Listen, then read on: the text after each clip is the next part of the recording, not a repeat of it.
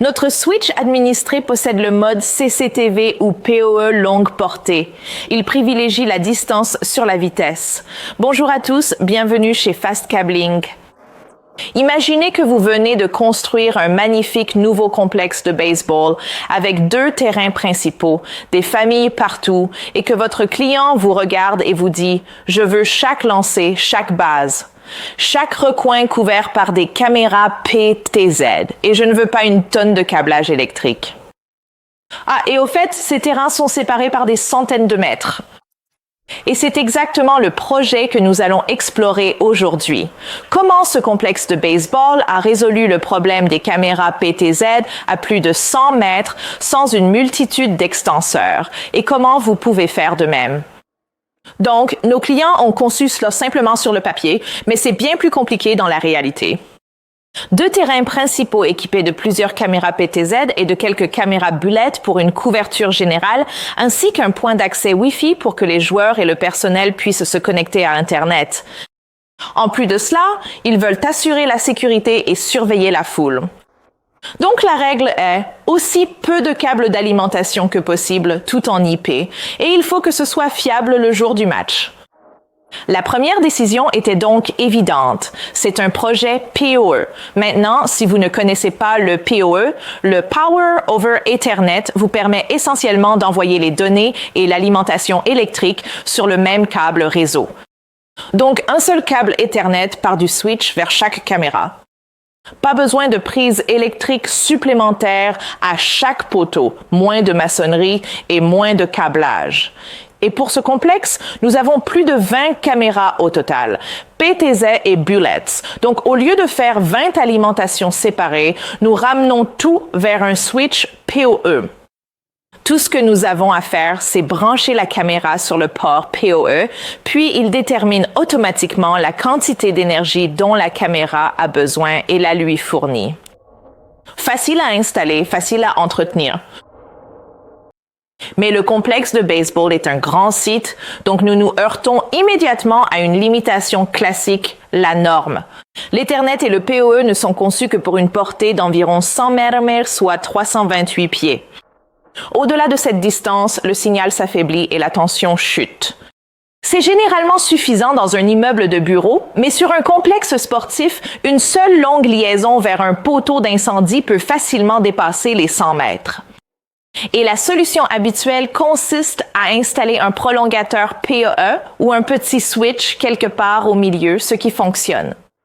Mais pour ce projet, nous voulions moins de boîtiers sur le terrain, moins de points de défaillance et moins d'endroits nécessitant une alimentation électrique. Nous avons donc utilisé une autre astuce. Sur notre Switch Manager, il existe une fonctionnalité appelée mode CCTV, parfois appelée mode PoE longue portée. Voici ce que cela signifie en termes simples. On échange la vitesse contre la distance. Ainsi, lorsque nous activons le mode CCTV sur l'un des ports, le débit de données passe de 100 ou 1000 mégabits par seconde à seulement 10 mégabits par seconde. En échange, ce simple câble en cuivre peut désormais atteindre jusqu'à 250 mètres, soit environ 820 pieds, sans avoir besoin d'ajouter d'extenseurs externes. C'est donc parfait pour ce complexe de baseball car toutes nos caméras se trouvent à moins de 600 pieds du switch. Laissez-moi donc vous montrer le processus d'installation que nous avons utilisé. Tout d'abord, je vais ajouter 100 mètres supplémentaires à cette installation afin que nous puissions tester notre mode CCTV. Je vais débrancher ce câble de 100 mètres et relier ces 2 câbles ensemble à l'aide d'un coupleur, ce qui nous donne maintenant un total de 200 mètres. Mais dans une installation réelle, assurez-vous d'utiliser un long câble de 200 mètres au lieu de les relier avec un coupleur. Sinon, cela pourrait affecter les performances.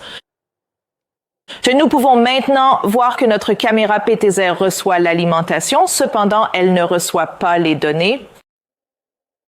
Cette caméra PTZ est pratiquement hors service. Nous allons donc quitter notre VMS et nous connecter à notre Switch Manager. Après avoir saisi l'adresse IP, entrez votre nom d'utilisateur et votre mot de passe pour pouvoir vous connecter. Une fois connecté, vous pouvez voir toutes les informations concernant ce switch. Tout d'abord, allez dans la configuration du switch, puis dans la configuration des ports. Nous pouvons maintenant voir que les caméras PTZ connectées au switch sont sur le port numéro 2. Donc ici, nous allons sélectionner le port numéro 2.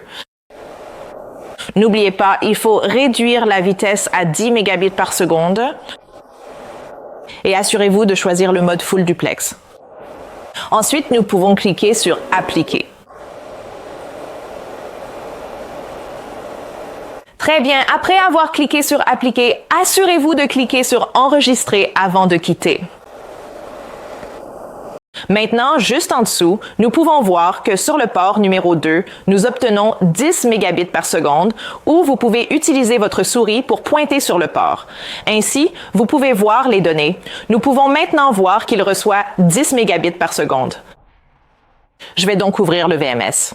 Nous pouvons voir que notre caméra PTZ est de nouveau connectée.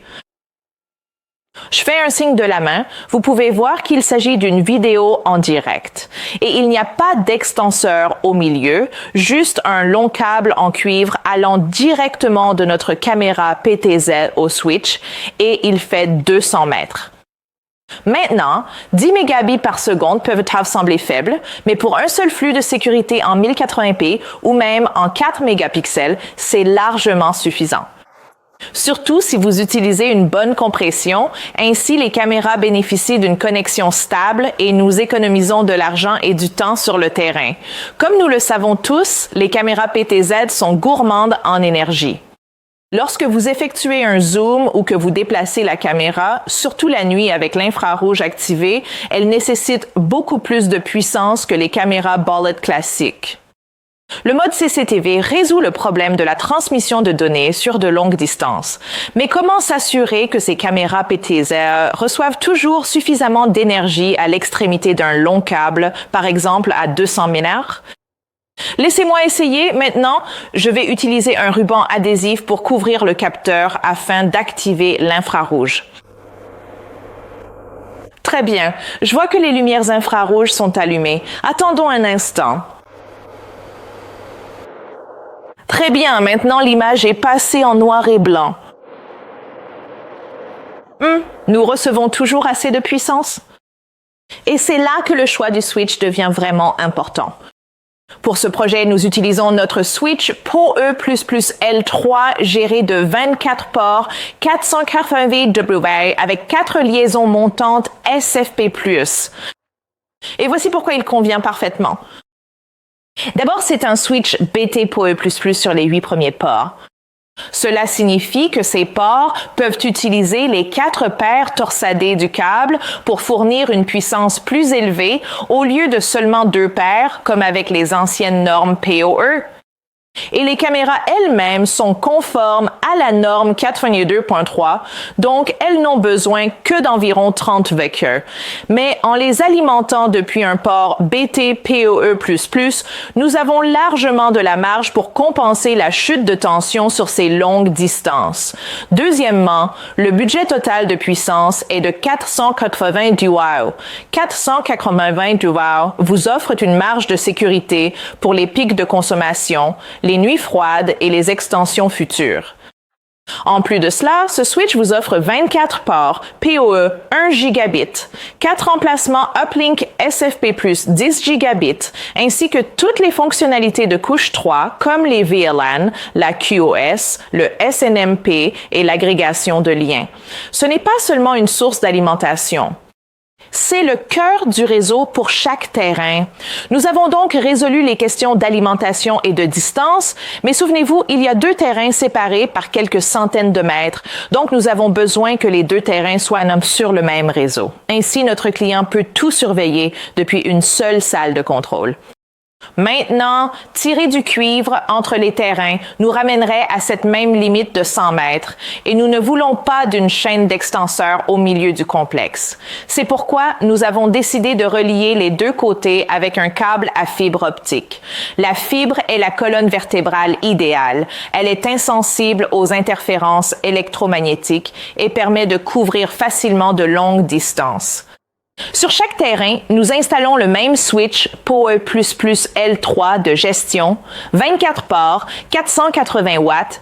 Ensuite, nous utilisons l'emplacement SFP10G pour créer un lien fibre entre eux. Et pour ce projet, nous utilisons ce câble à fibre optique monomode préfabriqué. Ils sont livrés avec des connecteurs terminés en usine, donc vous n'avez pas à polir ou à épissurer sur place. Branchons une extrémité sur notre switch ici. Chaque brin est étiqueté. Utilisons le brin C. Avant de le brancher dans le port SFP, il nous faut un transceiver SFP pour pouvoir connecter notre câble à fibre optique. Il suffit de cliquer, c'est fait, et nous allons tirer ce câble jusqu'à l'autre switch. Nous avons ici une caméra bulette que j'ai déjà connectée à un câble Ethernet. Sur l'autre switch, nous avons le même type de switch. Branchons notre caméra bulette sur l'un des ports PoE. Ensuite, nous pouvons connecter notre câble à fibre optique. Rappelez-vous, nous utilisons le brin C. Assurez-vous d'utiliser le même. Encore une fois, insérez le transceiver SFP dans le port SFP plus uplink. Puis cliquez notre câble à fibre optique. Et ce switch est déjà connecté à notre enregistreur vidéo réseau. Donc tout est parfaitement relié. Maintenant, nous pouvons voir que nous recevons un flux vidéo en direct, à la fois pour les caméras PTZ et les caméras bulettes. Et vous pourriez vous demander, Digo, n'est-ce pas exagéré pour un complexe de baseball? Honnêtement, non. Réfléchissez à ce qui circule sur ce lien. Des dizaines de flux de caméras, des caméras 4K à venir. Donc, une dorsale fibre optique 10 gigabits est en fait une bonne façon d'anticiper l'avenir. Et comme ce switch prend en charge l'agrégation de liens, vous pouvez même combiner plusieurs ports SFP+ pour créer une dorsale de 20 gigabits, voire 40 gigabits. Plus tard, si le site se développe. Et il y a un dernier point dont nous devons absolument parler avant de conclure. La protection contre les surtensions. Vous pouvez avoir les meilleures caméras du monde, mais si la foudre frappe ou qu'une grosse surtension se produit sur votre câble extérieur, vous vous retrouverez à remplacer du matériel au lieu de regarder le match. Donc, pour ce projet, nous allons utiliser un parafoudre intérieur et un parafoudre gigabit PoE extérieur. Allons-y donc. Voici notre parafoudre intérieur. Je vais débrancher le câble Ethernet de notre caméra bulette et le brancher d'abord directement dans notre parafoudre. Maintenant, nous avons des numéros, donc je vais le brancher sur le numéro 9, puis utiliser un court cordon de raccordement pour connecter directement le port numéro 9 au switch. Ainsi, nous ramenons une énergie propre vers notre switch. Nous avons également besoin d'une connexion de terre solide entre le parafoudre et le système de mise à la terre du site. De cette façon, si une surtension arrive du terrain, le parafoudre pourra la diriger vers la terre avant qu'elle n'atteigne notre switch et notre caméra coûteux. Pour l'extérieur, nous allons utiliser ce parafoudre PoE gigabit extérieur. Il est spécialement conçu pour les appareils PoE extérieurs comme les caméras et les points d'accès et possède un boîtier robuste en acier inoxydable IP67. Il peut donc être installé directement là où se passe l'action en plein air. Mais je retire le col et le presse-étoupe pour faciliter l'installation. Encore une fois pour l'extérieur, nous allons débrancher le câble Ethernet de la caméra bolette et le brancher sur le port d'entrée. Parce que la surtension va entrer ici. Puis fournir une énergie propre à notre caméra bullet. Donc sur le port de sortie, nous allons brancher un autre cordon de raccordement court. Et celui-ci possède un support spécial pour RAIL-DIN, donc nous pouvons le monter sur un RAIL-DIN. Encore une fois, connectez-le à notre caméra boulette. Voici maintenant le câble de mise à la terre. Assurez-vous de bien le mettre à la terre pour que tout soit bien connecté. Maintenant, notre caméra bullet reçoit toujours l'alimentation et les données dont elle a besoin avec une protection contre les surtensions.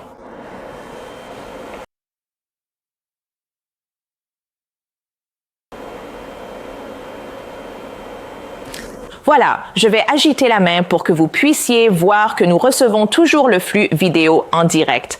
Alors, en arrivant à la fin de cette vidéo, vous vous demandez peut-être, puis-je utiliser cette même astuce du mode CCTV?